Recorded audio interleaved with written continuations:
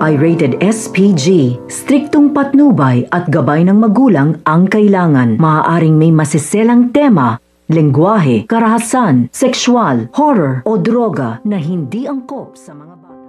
Sa pag-iisa nga nito ni Tinding, napapaisip na nga siya na posibilidad nga na nakakalaya nga ito nga si Tanggol, at ito nga ang dumalaw sa kanya at nagbigay ng pera. Nasabi niya naman nga ito nga kay Noy, kaya naman nag-aalala naman nga ito nga si Noy na kung malaman nga ito ni Rigor, ay posibilidad malaki na naman nga ang problema ito sa kanilang bahay.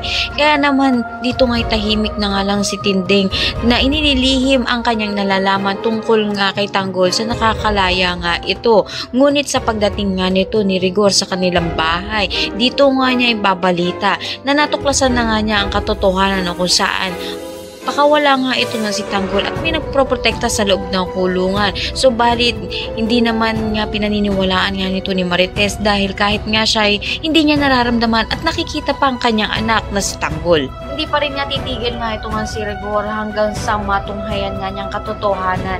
Nakakapagkita nga ito nga si Tinding at ito nga si Tanggol, at kapag napatunayan nga na ito ay malanagot nga ito nga si Tinding. Kaya naman pakatutukan natin yan. Maraming salamat sa panonood.